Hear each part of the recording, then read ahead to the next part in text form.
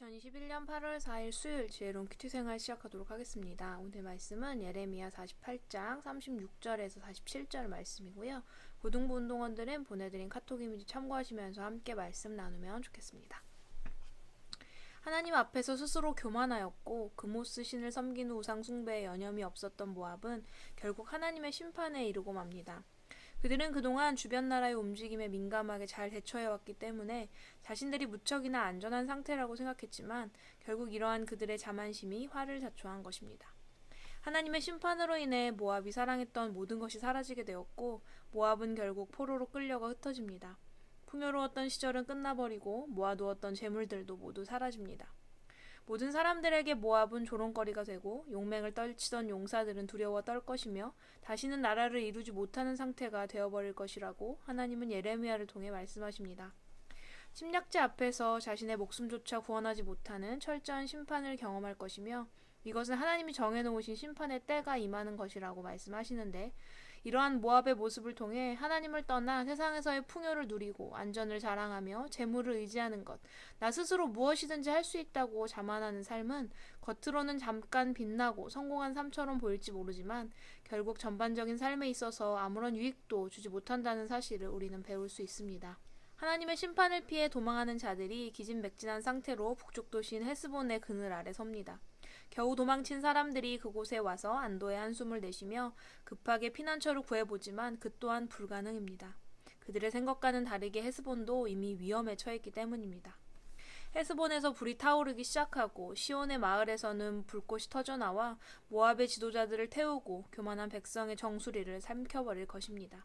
모두가 심판받게 될 것이라는 의미입니다. 결국 모압의 아들들과 딸들은 사로잡혀 포로가 되고 말 것입니다. 하지만 하나님은 모압의 운명을 심판과 멸망으로 끝나게 하시지 않겠다고 말씀하시는데요.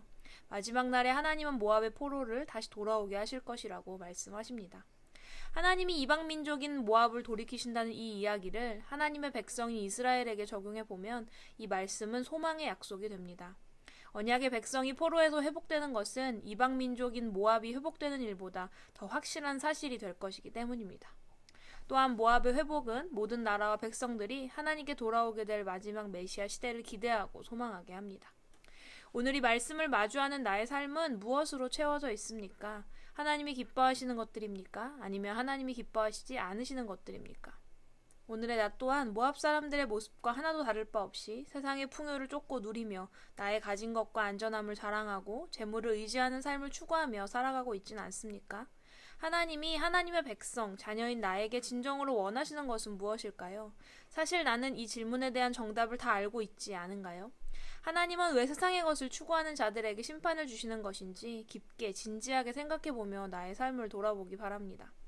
또한 나는 하나님께서 성경을 통해 나에게 주시는 약속의 말씀을 전적으로 신뢰하며 살아갑니까? 요즘 하나님은 나에게 어떤 말씀을 주고 계신가요? 나는 그 말씀을 어떻게 대하고 있습니까? 아멘으로 받으며 신뢰합니까? 아니면 계속해서 의심하고 염려합니까? 하나님의 자녀로서 우리가 해야 할 일은 하나님의 말씀을 신뢰하는 것입니다. 우리의 눈으로 상황과 형편을 바라보면 현실적으로 하나님의 약속의 말씀이 이루어지지 않을 것 같다 할지라도 믿음의 눈으로 그 상황을 바라보고 하나님을 바라보는 것이 필요합니다. 이 일은 나 스스로 애쓰고 힘쓰므로 할 수 있는 일이 아닙니다. 나의 삶을 하나님이 기뻐하시는 것들로 채우는 것도 하나님의 말씀을 믿음으로 바라보고 신뢰하는 건 모두 하나님이 나를 도우시고 나와 함께 하셔야지만 가능한 일들입니다. 그렇기에 우리는 늘 말씀과 기도를 통해 우리의 삶이 누구의 것인지, 누구에게 속해 있는 삶인지를 온전히 인식하고 계속해서 우리의 삶이 기준과 방향을 하나님께로 명확하게 할 수 있도록 노력해야 합니다. 그 노력 속에는 나의 기준과 방향, 나의 욕심들을 내려놓는 일들이 포함되겠지요. 오늘 나의 모습이 내가 생각해도 하나님 보시기에 부족하고 또 연약한 모습일지 모릅니다. 죄의 포로로 살아가는 모습과 같이 느껴질지도 모릅니다. 하지만 심판과 멸망에서도 다시 회복시키시는 사랑의 하나님이심을 기억하며 하나님의 백성인 하나님의 자녀인 나에게 주시는 오늘 이 말씀을 나의 자녀인 너를 회복시키시겠다라는 하나님의 말씀으로 받고 세상이 아닌 하나님을 향한 믿음의 한 걸음을 내딛어 보면 어떨까 생각해 봅니다. 내 모습 이대로 연약함 그대로 사랑하시네. 나의 발걸음 주가 아시나니 날 인도하소서. 주의 날개 아래 거하는 것, 임재 안에 거하는 것, 나의 가장 큰 소망, 가장 큰 은혜, 주와 함께 동행하는 일이라는 이 찬양의 가사처럼 부족하고 연약한 모습이지만 우리 모든 고등부 운동원들의 소망이 주님과 함께 동행하는 것, 주님의 뜻대로 살아가는 일이 되기를 소망합니다. 지혜로운 큐티 생활 195번째 시간이었습니다. 늘 부족하고 연약한 우리의 삶이지만 그럼에도 불구하고 우리를 사랑하시고 또 품으시며 회복시키시는 하나님의 사랑을 기억하고 깨닫게 되는 귀한 묵상 시간이었던 것 같습니다. 우리 모두 이 사랑의 하나님이 나의 아버지 되심을, 늘 나와 함께 하심을 잊지 말고 주님의 기쁨으로 살아가기에 힘쓰는 우리 고등부 운동원들이 되기를 소망해 보면서 오늘의 퀴즈 드립니다. 첫 번째, 하나님의 심판을 받은 모압의 모습은 어떻게 묘사되나요? 두 번째, 하나님의 멸망과 심판을 당하지만 모압에게는 하나님의 어떠한 약속이 주어졌나요? 이것을 하나님의 백성에게 적용해 보면 어떤 의미를 가지나요? 세 번째, 오늘 나의 삶은 무엇으로 채워져 있나요? 무엇을 쫓으며 무엇을 추구하며 살아가나요?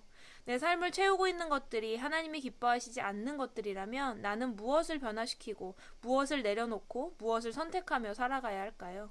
자유롭게 적어보세요. 우리는 내일도 지혜로운 큐티 생활로 함께 만나도록 하겠습니다. 샬롬.